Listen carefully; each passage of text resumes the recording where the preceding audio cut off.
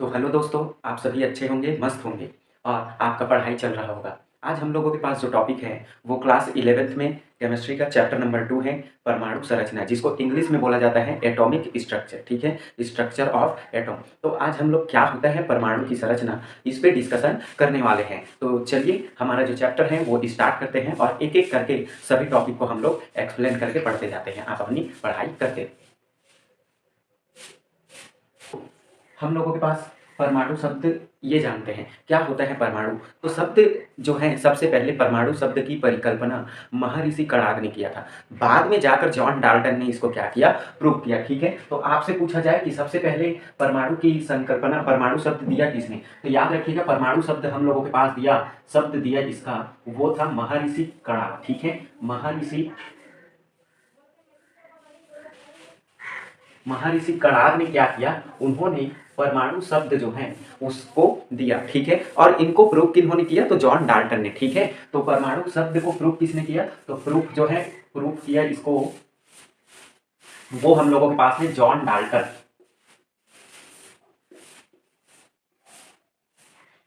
तो John Dalton ने क्या किया, इसको प्रूव किया कि परमाणु का सिद्धांत क्या होता है। उन्होंने अपना परमाणुवाद का क्या किया, सिद्धांत दिया। ठीक है, तो जॉन डाल्टन और महर्षि कणाद, याद रखिएगा ये आपके पास बेसिक होता है। फिर हमारे पास शब्द है परमाणु। तो एक्चुअल में परमाणु शब्द का मतलब क्या होता है ये जानते हैं। तो परमाणु शब्द का मतलब होता है जिसे और विभाजित नहीं किया जा सकता, मतलब तोड़ा नहीं जा सकता। ठीक है, ये कहलाता है परमाणु। तो इसकी परिभाषा मैं दे देता हूँ, उसके बाद इसे मैं एक्सप्लेन करता हूँ। तो परमाणु किसी तत्व का वह सूक्ष्म कण है जो स्वतंत्र अवस्था में नहीं रह सकता। तो परिभाषा लिखते हैं, परमाणु तत्व का वह सूक्ष्म कण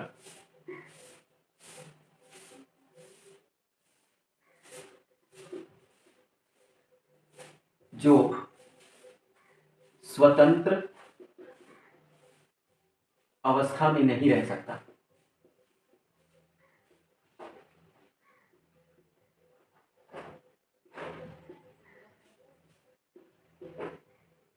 परमाणु कहलाता है।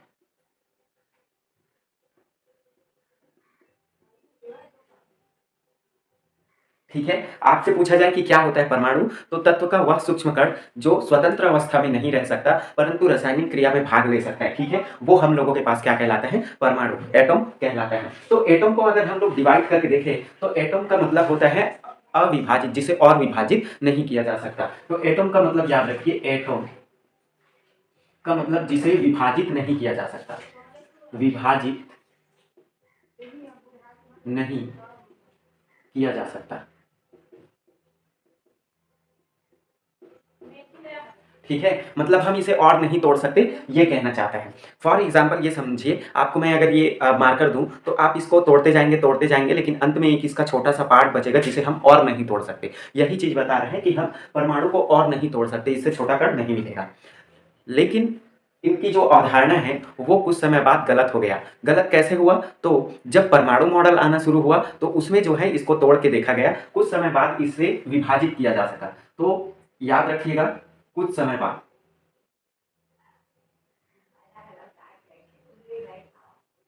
कुछ समय बाद हम इसे तोड़ सकते हैं, मतलब इसको हमने तोड़कर दिखा दिया।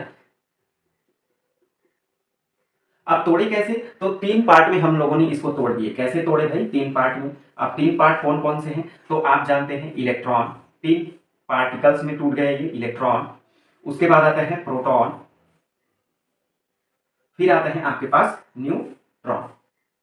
ठीक है, तो इन तीनों पार्टिकल में हम लोगों ने क्या किया, इन तीनों कण में इसे विभाजित कर दिया। तो ये थ्योरी तो हम लोगों के पास गलत हो गया। अब इन्हीं का डिस्कशन हम लोगों को करना होता है कि ये किन किन ने खोज किया। तो याद रखिएगा, इलेक्ट्रॉन की खोज हम लोगों के पास जो है जे जे थॉमसन ने किया। ठीक है, इलेक्ट्रॉन की खोज, यहाँ खोज लिख देते हैं। तो जे थॉमसन ने इलेक्ट्रॉन की खोज की। प्रोटॉन की खोज आपके पास गोल्डस्टीन ने की, और न्यूट्रॉन की खोज आपके पास चैडविक ने की। ठीक है, तो तीनों कण का खोज जो है मैंने बता दिया। इलेक्ट्रॉन की खोज जे थॉमसन, प्रोटॉन की खोज गोल्डस्टीन और न्यूट्रॉन की खोज चैडविक ने किया। तो इन तीनों पार्टिकल पे हम डिस्कशन करेंगे। तो यहाँ तक एनालिसिस आपको समझ में आया होगा, ये लिखिए। कर लिए होंगे। इसके बाद हम लोगों के पास जो टॉपिक है वो होता है कैथोड किरण, ठीक है, जिसे कैथोड रे कहते हैं। क्या होता है कैथोड रे, ये समझते हैं। तो कैथोड जो होता है एक ऋण आवेशित कण होते हैं या किरण होते हैं, ठीक है। ये ऋण आवेशित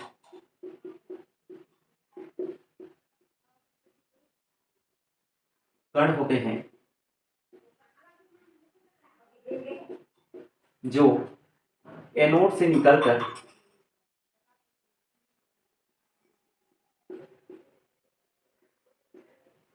कैथोड की ओर गति करता है।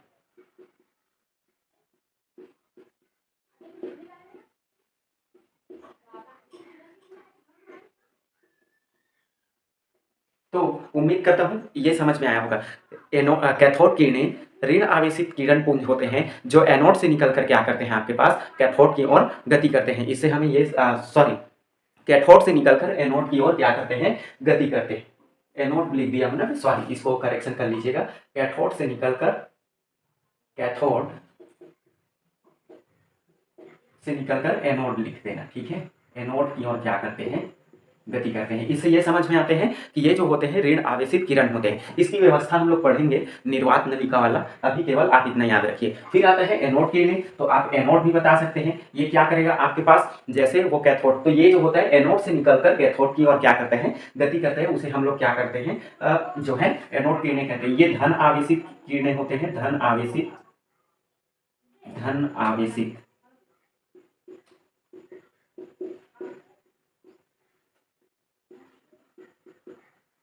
किरण पुंज होते हैं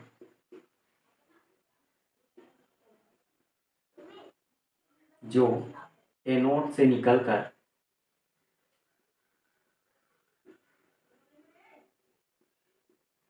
कैथोड की ओर गति करते हैं।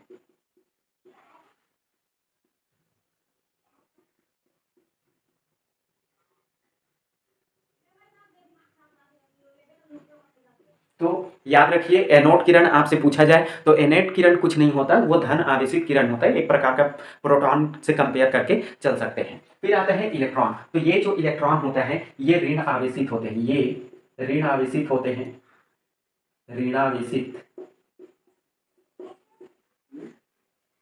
होते हैं। इसका आवेश पूछा जाए, आवेश क्या होता है, तो आवेश आपको पता होना चाहिए, माइनस का 1.62 इंटू 10⁻⁻⁻⁹, ठीक है। तो आवेश जो होता है वो हम लोगों के पास इलेक्ट्रॉन पे 1.6 माइनस का 2 इंटू 10⁻⁻⁹ कूलाम होता है, ठीक है। तो ये इसका आपके पास जो है आवेश होता है। इसका द्रव्यमान पूछ लिया जाए भाई, तो द्रव्यमान बहुत ही कम होता है। इसका द्रव्यमान 9.1 इंटू 10⁻⁻31 kg होता है। ये आप याद रखिएगा। और इनकी खोज किसने की, तो इनकी खोज जो है जे थॉमसन, तो जे थॉमसन ने क्या किया, इनका खोज किया। तो यहां तक की बातें आपको समझ में आया। तो फिर हम लोगों के पास जो नेक्स्ट टॉपिक है वो क्या है, प्रोटॉन। तो ये प्रोटॉन जो होता है वो जो होता है धनात्मक कण होते हैं, इसमें पॉजिटिव चार्ज पाए जाते हैं, ठीक है। तो यहां देखते हैं ये धनात्मक कण होते हैं,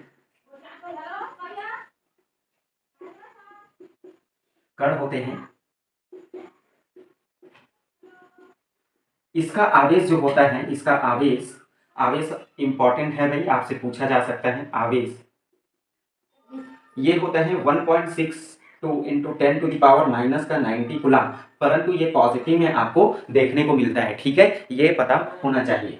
फिर आता है इसका द्रव्यमान जो होता है न्यूट्रॉन से प्रोटॉन से बहुत अधिक होता है, सॉरी इलेक्ट्रॉन से बहुत अधिक होता है, ये याद रखिएगा। फिर आता है न्यूट्रॉन, तो न्यूट्रॉन ऐसा कण है, ये उदासीन कण होते हैं, उदासीन कण होते हैं, मतलब इसमें कोई भी आवेश नहीं पाया जाता, कोई भी आवेश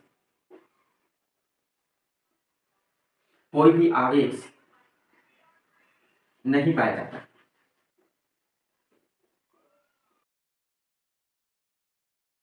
कोई भी आवेश नहीं पाया जाता, मतलब ये क्या करते हैं, इन दोनों कण को कहीं ना कहीं स्टेबलाइज्ड करके रखने का काम करता है। तो यहां तक आप नोट डाउन करिए, फिर आगे डिस्कशन कर। फिर परमाणु के बारे में इतना जानकारी मिलने के बाद हम लोगों के पास आता है परमाणु का जो मॉडल है, ठीक है। तो परमाणु की स्थिति को समझने के लिए परमाणु मॉडल लाया गया, जिसमें पहला मॉडल जो है हम लोगों के पास किसका है, थॉमसन का परमाणु मॉडल, ठीक है। तो क्या होता है थॉमसन का परमाणु मॉडल, ये समझते हैं। इन्होंने कुछ नहीं किया, बाजार गया, वहां से एक क्या किया, तरबूज लाया और तरबूज को काट के दिखा दिया भाई साहब ने कि ये जो होता होता है थॉमसन, इसमें जो लाल वाले भाग होते हैं वो आपके पास धन आवेशित क्या होते हैं, धन आवेशित वाला भाग होते हैं, और जो काले काले बीज धसे रहते हैं वो ऋण आवेशित कण होते हैं। तो इन्होंने आपके पास क्या किया, डायग्राम बना लेते हैं थॉमसन परमाणु मॉडल की, ठीक है। ये हम लोगों के पास ये मान के चलिए ये एक तरबूज है, इसमें बीच बीच में जो होते हैं ऐसे काले काले बीज भरे होते हैं आपके तरबूज में, ठीक है। तो थॉमसन ने ये बोला, इसे तरबूज मॉडल भी कहते हैं, तरबूज मॉडल या वाटरमेलन कहते हैं, तरबूज मॉडल। इंग्लिश वाले जो होंगे उनके लिए वाटरमेलन, ठीक है। तो इन्होंने ये बोला कि परमाणु जो होता है पॉइंट टू पॉइंट लिखते हैं इनकी मॉडल की कहानी। परमाणु एक गोलाकार, परमाणु गोलाकार धन आवेशित कण होते हैं, ठीक है। पहला पॉइंट इन्होंने ये बोला, धन आवेशित कण होते हैं। चलिए भाई, तो ये हमारे पास एक तरबूज है जो पूरे गोलाकार है और ये एक धन आवेशित कण है। दूसरा पॉइंट इन्होंने ये बोला कि इसमें जो काले काले बीज होते हैं वो क्या होते हैं, ऋण आवेशित कण होते हैं। तरबूज में धसे हुए काले बीज ऋण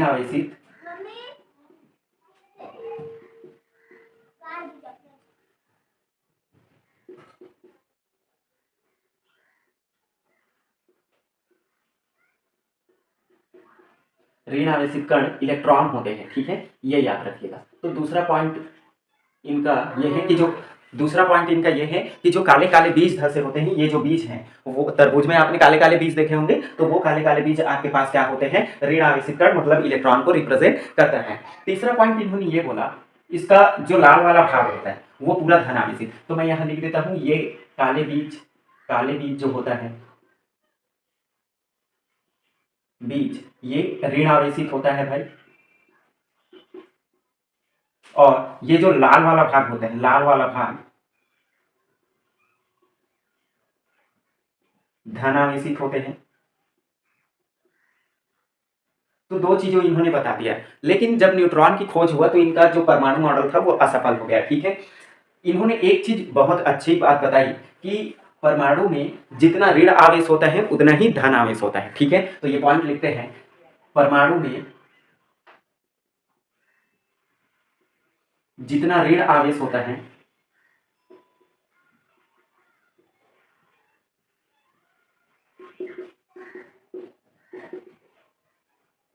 उतना ही धन आवेश होता है, उतना ही धन आवेश होता है। मतलब हम ये समझे कि परमाणु वैद्युत रूपेण क्या होता है, उदासीन होता है, ठीक है। तो आप लिख सकते हैं कि परमाणु वैद्युत रूपेण उदासीन होता है, उदासीन होता है।